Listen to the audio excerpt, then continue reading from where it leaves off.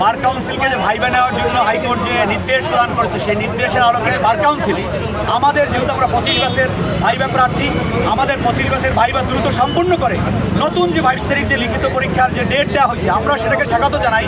তারা ভাইবা লিখিত পরীক্ষার ডেট দিয়েছে, পরীক্ষা নিক, কিন্তু আমাদের আবেদন আমাদের অভিভাবকদের কাছে, আমরা তাদের সন্তান, আমরা 22 তারিখে লিখিত আগেই আমরা ভাইবার নোটিশ চাই।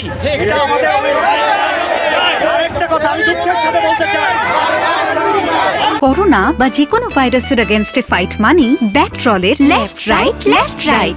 সহযোদ্ধা আমাদের ছেলে চলে গেছেন, তারা মারা গেছেন। আমাদের মোহাম্মদ মিজানুর রহমান মামুন বরগুনার, তিনি হার্ট অ্যাটাক করে মারা গেছেন, তারা অ্যাডভোকেট হতে পারলেন না। এটা এক পরাক্রান্ত হৃদয় নিয়ে বলছি, আমাদের আর কোনো ভাইকে আমরা হারাতে চাই না।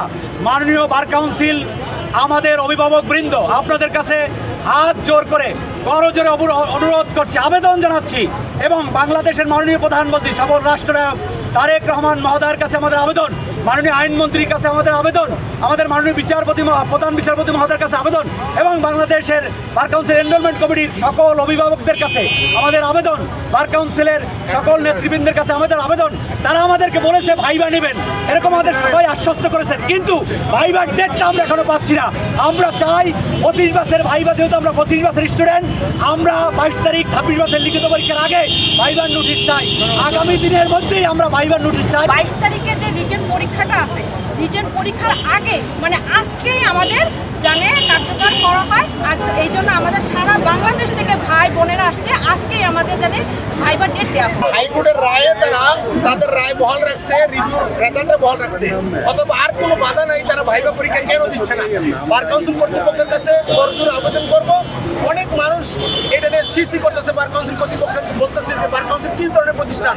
আমি মনে করি অ্যাডভোকেট হিসেবে এই বার কাউন্সিল আমার প্রতিষ্ঠান। আমি অ্যাডভোকেট হিসেবে সকলের কাছে অনুরোধ করবো, বার কাউন্সিল কর্তৃপক্ষ যেন, আইন মন্ত্রণালয় সহ বার কাউন্সিল কর্তৃপক্ষ যেন, যারা 1340 জন পরীক্ষার্থী যারা রিভিউ পাস করেছে হাইকোর্টের রায়কে সম্মান জানিয়ে তাদের প্রত্যেকেরই আগামী 22 তারিখের পরীক্ষার আগেই রিভিউ পরীক্ষার্থী যারা উত্তীর্ণ হয়েছে তাদের ভাইবা ডেট দিতে হবে, দিয়ে তাদেরকে ভাইবা দ্রুত সম্পন্ন করে তাদেরকে আইন নম্বরে পেশা পরিচালনা করার জন্য সুযোগ দিবে।